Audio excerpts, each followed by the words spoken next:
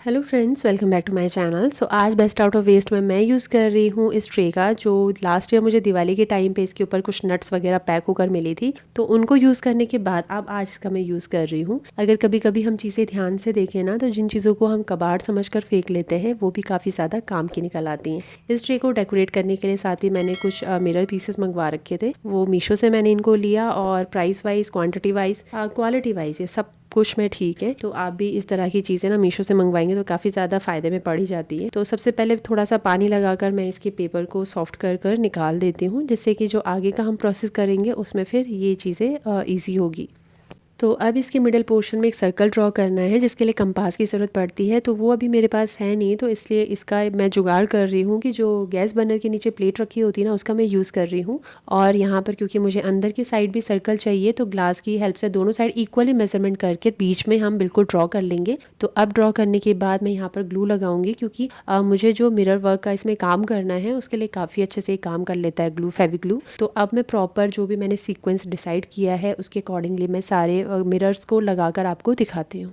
तो अब mirror work सारा कुछ पूरा हो गया है, और अब आप समझ ही गए होंगे कि ट्रे को डेकोरेट करने के लिए मैं मोज़ाइक आर्ट का यूज़ कर रही हूँ। और यहाँ पर मैं जो इसका ऊपर जो पेस्ट लगता है, सीमेंट यूज़ होता है, उसके लिए मैं वाइट सीमेंट का यूज़ कर रही हूँ। और वाइट सीमेंट और ग्लू का जो पोर्शन है वो 2.1 का रेशियो में ले रही हूँ, जिसमें 2 भाग वाइट सीमेंट है और एक भाग जो है वो ग्लू का है। तो अब इसका एक स्मूथ सा पेस्ट बनाकर तैयार करना है, और इसके लिए थोड़ा थोड़ा पानी भी इसमें ऐड करेंगे। और क्योंकि जो ट्रे है उसका बेस मैं बिल्कुल वाइट नहीं रख रही हूँ, इसलिए मैंने थोड़ी बहुत क्वांटिटी में यहाँ पर एक्रेलिक ग्रीन कलर भी ऐड किया है। तो अब इसको अच्छे से मिक्स करके इसका एक स्मूथ सा पेस्ट बनकर तैयार है। तो इसे ट्रे में लगाने के लिए इस तरह के कुछ हार्ड से जो कार्ड वगैरह, एटीएम कार्ड होते हैं, कोई और भी चीज़ आप यूज़ कर सकते हैं। इसकी हेल्प से जो ये पेस्ट है, सीमेंट है, उसको बिल्कुल अच्छे से मिरर के ऊपर इक्वली हम स्प्रेड करेंगे। ऐसा नहीं होना चाहिए कि ट्रे के किसी एक पोर्शन में कम या ज़्यादा है, क्योंकि फिर वो चीज़ें बाद में प्रॉब्लम करती हैं। सीमेंट लगाने के बाद इसको कम से कम 24 घंटे के लिए छोड़ देना है, जिससे अच्छे से सूख जाए। तो 24 घंटे के बाद ये अच्छे से सूख कर तैयार हो चुका है। अब सिर्फ एक गीला कपड़ा लेना है, और गीले कपड़े को हल्का सा ऊपर घिसूंगी मैं, और जिससे कि क्या होगा कि इसके जो